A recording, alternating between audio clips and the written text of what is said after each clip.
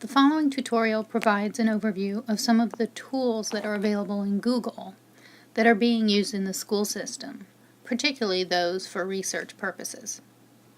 The next few slides provide an overview of the Google environment and many of the apps that are available for you to use, whether you have them accessible just through your Google Drive or you need to actually load them within the environment. And we'll go through some of those tips as well.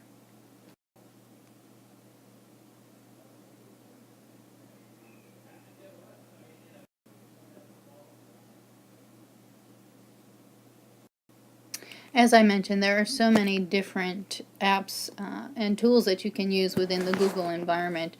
I actually use all of these and several others, but in particular we're going to be looking at, of course, setting up Gmail, looking at the Google Drive, Mind Map, Docs, Sheets, and Forms. So to create an account, first obviously you want to go ahead and input the URL and click on the sign up. You're going to input your information into the dialog box that appears. Of course you want to protect yourself and set the privacy settings. Make sure that you set your password so that it's difficult for someone to guess it. And there are so many different elements within setting up the account. I would suggest going through it and just taking your time, and then you can always revisit it if you need to update some of the information when you log into your Google account. As I mentioned, privacy is important to many people. So when you're setting up your account, it's asking you if you want to create your profile, and here you have the ability to add a photo if you like. Many people will choose an image of themselves. I have actually selected Maggie May here, my English Bulldog, as my image to represent me.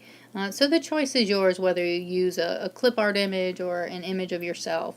You can load that into your profile, which will display every time that you log into that account. It's also used when you're using and commenting on within documents, and we'll get to that element later.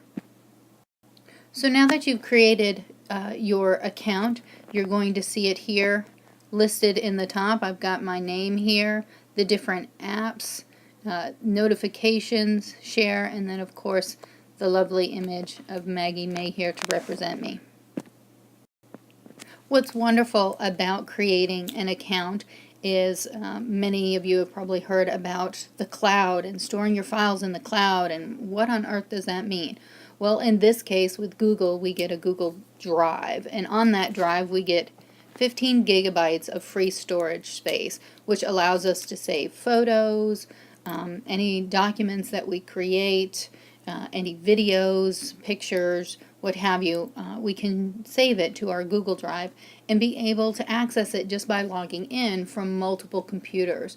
So unlike the old time little jump drives that we would put into the USB port within a computer, this is something that we access online.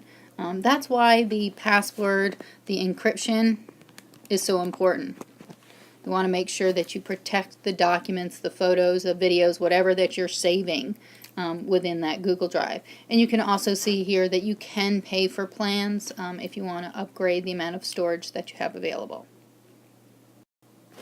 Understanding the Google Drive environment in and of itself, there's so many different tools, as I mentioned before. It always provides a tutorial when you first sign up, and I always suggest follow that tour and understand some of those concepts to get you started. So when we load the Google Drive and create an account, it's going to appear, as you can see, on the window before you. And it's very similar to what your folder system looks like on your hard drive of your computer. Except there are a few differences in the aspect of right here we have new. So this is our Google Drive.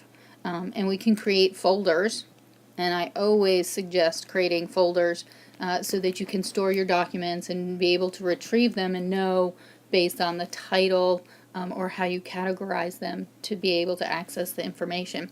But the new allows us to actually create new documents, new presentations, new drawings within the Google environment.